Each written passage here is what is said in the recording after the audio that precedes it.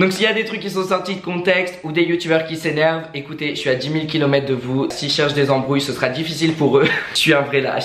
Salut tout le monde, alors on se retrouve pour une nouvelle vidéo où je crois que c'est la première fois que je vais autant parler sur le dos d'autres personnes, plus précisément sur les personnes qui font la même activité que moi, c'est-à-dire YouTube. Alors, c'est pas dans mon habitude de faire des commérages, quoique, mais j'ai décidé de faire cette vidéo parce que je l'ai vu dans plein de chaînes américaines et j'ai adoré le voir, ça m'intéressait de ouf, de voir comment agissent les youtubeurs que je suis dans la vraie vie. Et du coup c'est ce que je vais vous partager dans cette vidéo. Donc je vais vous dire comment agissent certains youtubeurs, donc à la fois français, à la fois américains avec moi, quand je les ai vus dans la vraie vie. Je vous ai demandé de me tweeter des noms de youtubeurs, donc surtout des youtubeurs avec qui je suis pas forcément ami, des youtubeurs que vous auriez pas pensé que j'ai rencontrés dans la vraie vie. Je vais aussi parler de youtubeurs que je connais déjà, mais bon, si je commence à vous parler de mes amis Gloria, Sullivan, bah c'est pas juicy parce qu'il y a rien de... Enfin c'est mes amis, donc évidemment je vais bien parler d'eux et j'ai une bonne image d'eux. Et voilà, passons à la liste. Dans cette vidéo je vais vous dire toute la vérité et tout ce que je pense. Je vais essayer de pas trop envoyer de négativité, même si j'ai pas eu d'expérience extrêmement négative. Il y a quelques personnes sur YouTube où j'aime pas leur façon de se comporter, mais de 1, c'est pas des personnes connues, et de 2, j'ai pas envie de parler négativement. Donc voilà, je vais nexter tous les gens qui m'ont tweeté ces prénoms. Un nom qui m'a été beaucoup tweeté, c'est Enjoy Phoenix, donc Marie. Alors Marie, je l'ai vue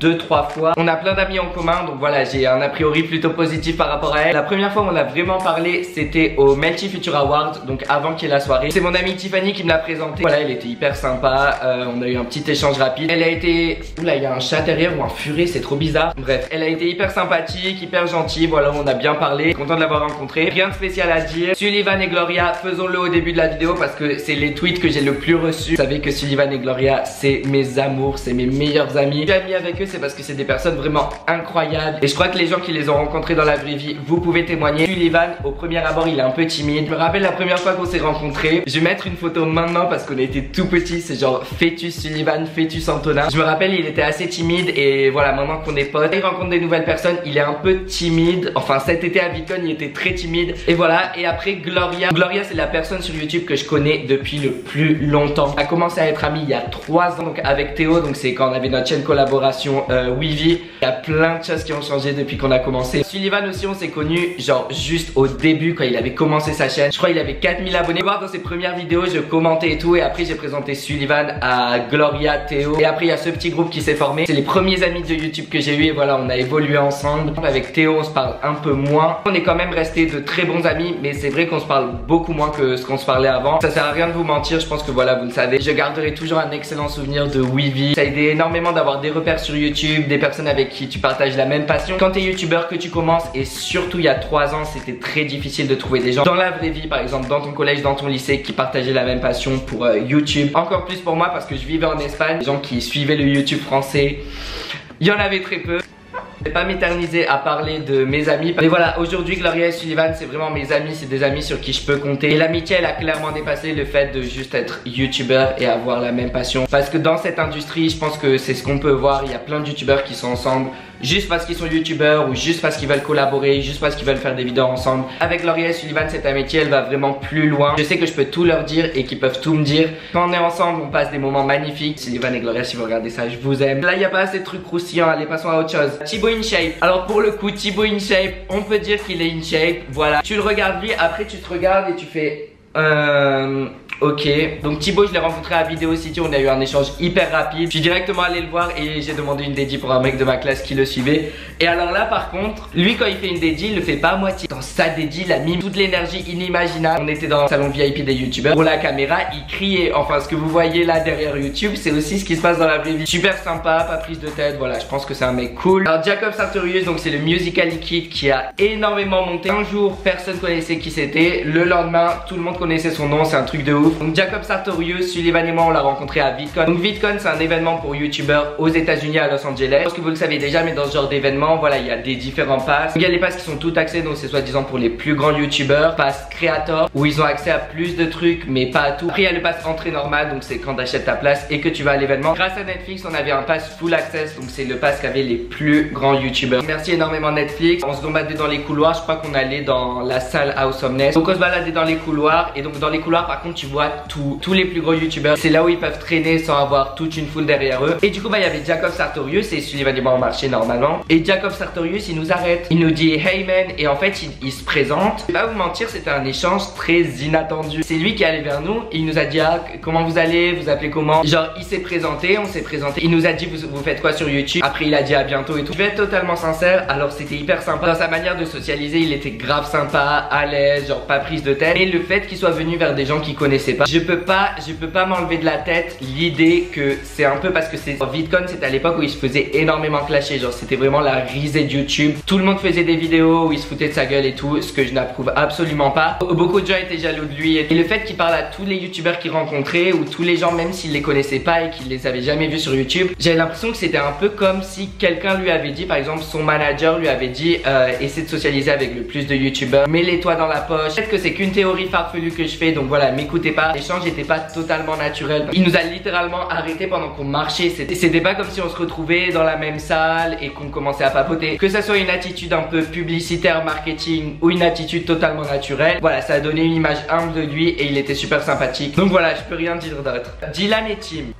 Dylan Del Rey et Tim fait des vidéos, donc voilà, ils sont comme ça. Si j'en vois un, je vois probablement l'autre à moins de 10 mètres. Dylan, on était potes il y a 1 ou 2 ans. On parlait assez, quand j'étais à Paris, qu'il était à Paris, on se voyait. Même si on se parlait plus maintenant, je pensais pas qu'on était en mauvais termes, jusqu'à que j'ai découvert qu'il m'a unfollow sur Twitter. Donc voilà, évidemment, je l'ai aussi unfollow après avoir découvert ça. Je ne sais pas la raison, peut-être que c'est juste parce qu'il voulait avoir moins d'abonnements, ou parce que je tweete trop. Affaire à suivre. Tim, ou plutôt Tim Eid, parce qu'il est timide.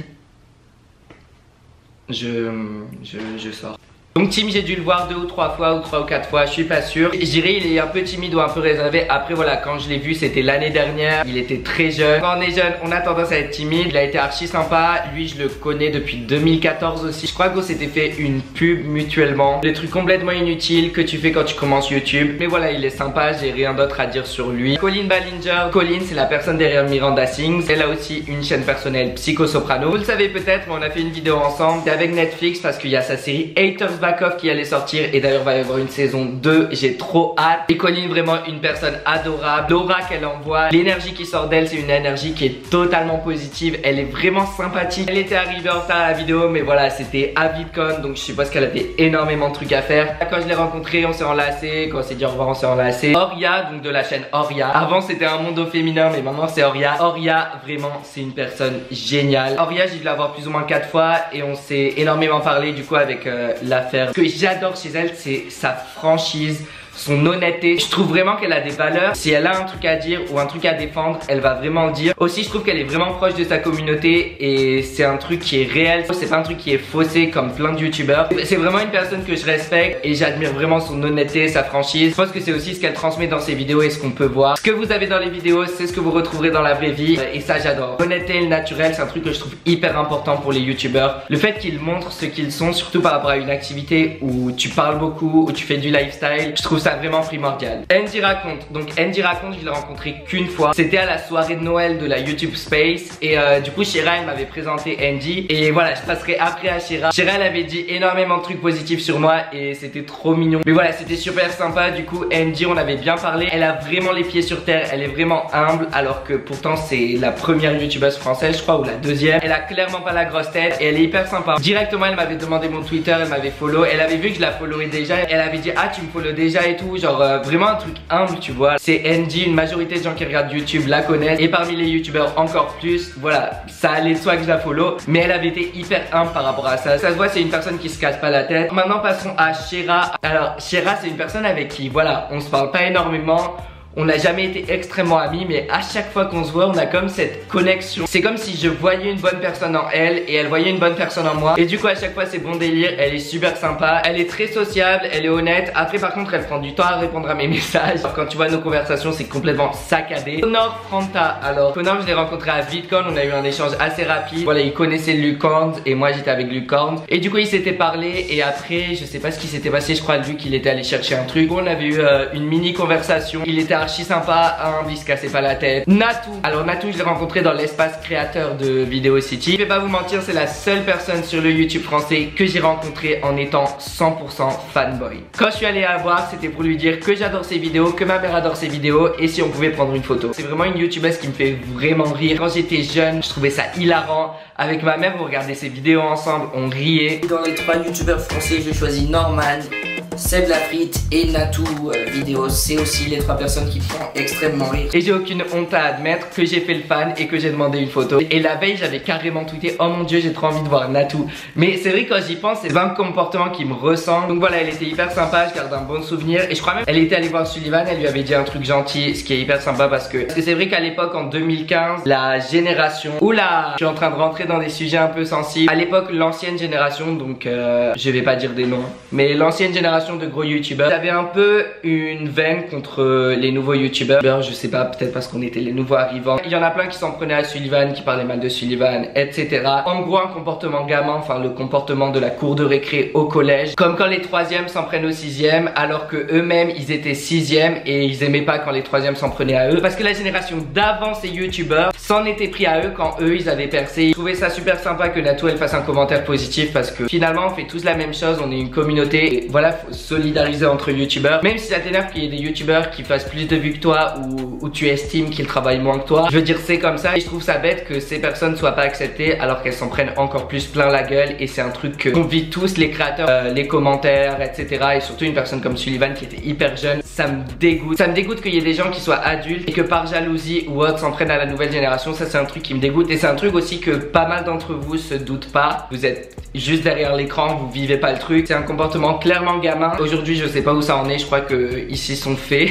Il y en a, ils ont voulu aplatir la concurrence mais ça a pas marché donc je crois qu'ils sont passés à autre chose. Et surtout que je trouve ça hyper prétentieux, c'est genre t'es qui pour juger le fait qu'une personne ait beaucoup d'abonnés. Enfin t'es en train de juger le choix de milliers, de centaines de milliers de personnes de s'être abonné à quelqu'un. Genre enfin, à un moment, faut arrêter d'avoir un truc contre les nouveaux youtubeurs qui font pas des podcasts et qui ont plein d'abonnés parce que s'ils ont des abonnés, c'est que ce qu'ils font ça plaît, ça divertit des gens et ça leur redonne le sourire donc ça sert à rien d'envoyer la négativité. Bref, passons à autre chose. Désolé pour le speech. Thatcher Joe. Alors Thatcher Joe, c'est un youtubeur britannique. C'était dans une soirée YouTube à VidCon. Je l'ai pas parlé, mais j'ai une petite anecdote drôle à dire. C'était une soirée assez privée, c'était un peu en mode boîte de nuit. Genre il y avait des lumières, il y avait de la musique et tout. Que des youtubeurs influents à part moi. Je ne sais pas ce que je faisais là, mais j'y étais. Quand il y a de la musique, quand il y a une chanson que je kiffe, je suis désolé mais je m'enjaille. C'est fait pour ça, c'est pour ça qu'il y a de la musique, t'es fait pour danser. Par contre Sullivan à VidCon il était hyper timide parce que Sullivan est timide, je vous l'ai dit. Du coup moi j'étais en train de danser et tout. D'ailleurs ce qui m'énervait trop c'est qu'à chaque fois je voulais genre parler à des youtubeurs américains et je disais Sullivan est-ce que tu peux venir avec moi au moins parler à cette personne parce que si t'arrives tout seul genre en mode coucou j'ai pas d'amis, comment vous vous appelez. Bref c'est beaucoup mieux d'avoir quelqu'un à côté de toi, comme ça tu peux faire les présentations et tout. Sullivan impossible, genre statut comme ça. Non bah tu vas tout seul, tu sais pas c'est quoi le problème et tout. Voilà, il aidait vraiment pas, mais je peux comprendre, voilà, je vais pas forcer quelqu'un de timide à socialiser avec d'autres gens. Je dansais et tout. Sullivan il me dit, il voulait un peu casser mon délire pour pas que j'attire l'attention. Je dansais normal, en plus je dansais pas en mode hardcore, j'étais juste un peu avec le rythme. Sullivan il me dit, y'a Thatcher Joe qui s'est foutu de ta gueule et j'étais là en mode... Au début c'est vrai j'étais là en mode ah bon pourquoi. Il dit parce que tu danses et alors que lui aussi dansait, que tout le monde dansait. Sullivan il était tellement gêné, il voulait passer inaperçu et il voulait aussi que je passe inaperçu. Et en parlant de Thatcher Joe j'ai aussi rencontré Marcus Butler. Voilà il était hyper sympa. Honnêtement j'ai d'autres youtubeurs dans ma liste. Je pourrais vous raconter plein d'autres trucs de youtubeurs mais je pense que la vidéo elle est assez longue. Si vous voulez voir une partie 2 mettez un pouce bleu et dites moi en commentaire quel youtubeur vous voulez savoir si je l'ai rencontré et comment il s'est comporté. Voilà tout, je vous fais de gros bisous, bye. But you don't judge me, 'cause if you did, baby, I judge you too.